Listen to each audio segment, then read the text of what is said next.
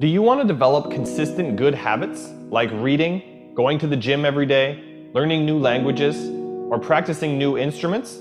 Or do you want to kick bad habits like eating unhealthy food, biting your nails, watching too much TV? 3 years from now, you can have what you need. You got to be careful about it. You can't have everything. You can have what would be good for you, but you have to figure out what it is, and then you have to aim at it. We know that sometimes you can be uncomfortable, but you can be uncomfortable and hopeful rather than uncomfortable and fearful. People go through their lives without knowing what it is they want to do. You don't have to be where you think you want to be in order to be happy. You just got to be on the way to where you want to be in order to be happy. You're going to get what you're looking for. So if you're looking for success, you're looking for happiness, you're looking for prospects, you're looking for recruits or clients, I'm telling you, the more you're consciously looking for those things, you're going to see them. When you're looking to win, you're looking for victory. Sit on your bed one day and ask yourself, what remarkably stupid things am I doing on a regular basis to absolutely screw up my life? And if you actually ask that question, but you have to want to know the answer, right? Because that's actually what asking the question means. It doesn't mean just mouthing the words. It means you have to decide that you want to know. And so be very careful what you set your mind towards, what your outcomes are, because you're going to find them. Your mind's powerful. You're powerful. You're more powerful than you think you are. And if you could just get clear on what you're looking for, get super specific with great clarity, great specificity about what it is you want, it's sitting there for you to find if you look for it. The time is now. The time is now to express and for people to believe in themselves. The time is now for it to be okay to be great. Right there and then, you have an opportunity to steer your thoughts and your emotions in the direction that you want them to go, not in the direction that they're telling you to go. In other words, you can literally choose to seize the day, or you can let the day seize you. If you're fearful all the time, your point of attraction is very far from what you really want. If you're ornery all the time, or a lot of the time, your point of attraction is different from what you want. Your emotions are your indicator of what you're doing vibrationally. You've been listening to us long enough to sort of understand what we mean by that? Don't worry about what needs to be done. Think about who you have to be in order to get it done. Did you ever have a dream that was so big that you thought it was almost impossible to achieve? I've had those dreams. And while not every dream has become a reality, along the way I learned a powerful approach of picturing that has helped me achieve most. Since that day, I've had other dreams, other big dreams. And in each case, I would picture where I wanted to be, and I would visualize what I would be doing and who I would be doing with when I got there. As the saying goes, you can't make a basket if you never take the shot. I knew I would miss the shot sometimes, and the failure would dampen my spirit, but I would be better off for my efforts and I would be okay. People are addicted to all kinds of things, substances, but one of the greatest addictions, or rather the greatest addiction, you never read about it in the papers, because the people who are addicted to it don't know it. It's the addiction to thinking.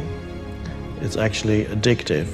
Can't stop thinking. It's like can't stop drinking, can't stop smoking, can't stop eating, can't stop thinking.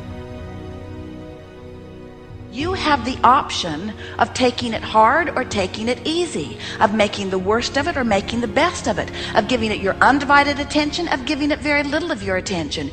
You have more control over your focus than most of you have been exercising. And when you begin caring about how you feel more than everything else put together, so that you exercise your ability to focus upon things that do feel good, you begin to discover that in every particle of the universe there is that which is wanted and lack of it. My visualization has helped me achieve most of my goals. And what I learned along the way is it didn't take twice as much effort. It only took an extra 10%. When we fail, life continues as it is. We can stay in our comfort zone. Success, on the other hand, challenges us. It pushes us and it exposes us to rejection. How are we going to manage this new success? If you're not happy, you're not successful. If you're not enjoying yourself during the process of whatever it is you're trying to achieve, there's a problem. To me, the biggest disease on this planet is unhappiness. And the reason why people are unhappy is because we have a tendency to keep focusing, as I said, on what we don't have and what's not working in our lives, instead of allowing ourselves to shift our focus and our way of thinking. People always want to be like, follow your dreams, follow your dreams, follow your dreams. My dream was always to be a rap artist, right? But I had to get a job. So I had to focus on my job. And then I made money to follow my dream. One of the main reasons that people don't get what they want is because they don't actually figure out what it is. And the probability that you're going to get what would be good for you, let's say, which would even be better than what you want, right? Because, you might be wrong about what you want easily. But maybe you could get what would really be good for you. You have the freedom to think anything you want. You were born extremely confident. You came into this world knowing how wonderful you are.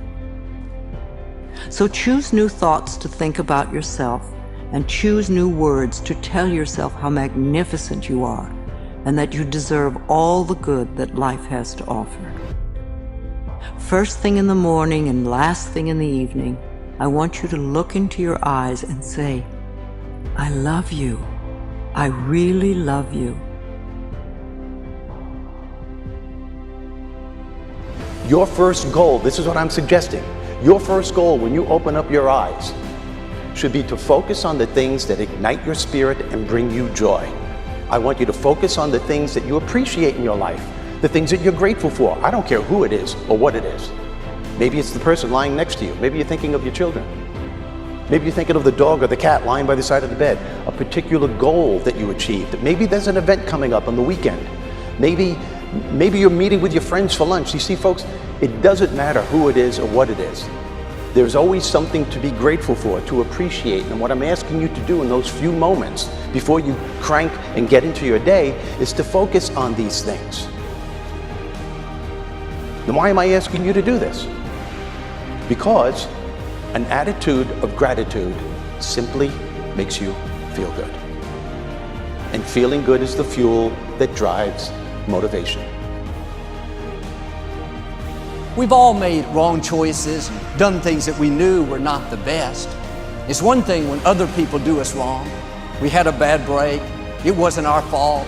We can have faith that God will restore. He'll pay us back. But when we bring the trouble on ourselves, when we blow it, it's easy to live in regrets, thinking that God's not going to help us. We made the mess. But here's the beauty. God knew you would mess up before He called you. He knew we would get off course, at times give in to temptation. He didn't base His plan for your life on you making perfect decisions.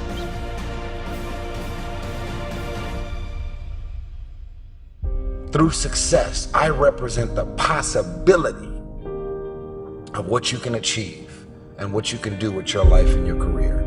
Other people's success represents the possibility of what you can do. Those are the records that you can sell. Those are the type of tours that you can do.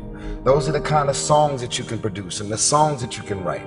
Those are the millions of dollars that you can get, or billions. Those are the type of architectural drawings and buildings that you can build. Those are the type of books that you can sell. Everybody else's success represents the possibility of what you could do.